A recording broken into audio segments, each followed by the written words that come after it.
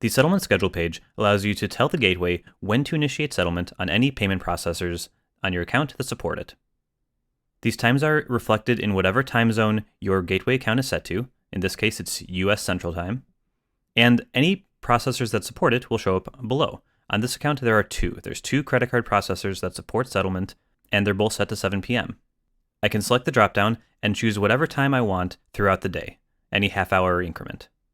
Now let's say my business is open past 7 p.m. and I want settlement to happen at 9 o'clock. I can change this to 9.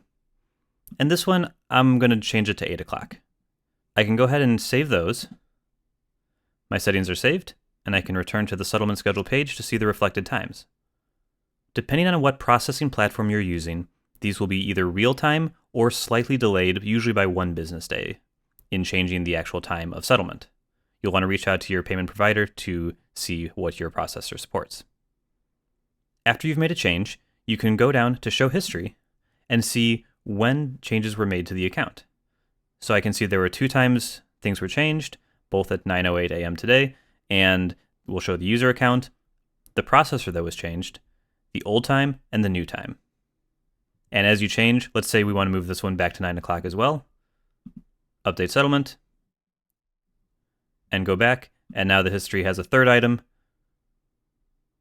which shows that second processor moving from 8 to 9 as well.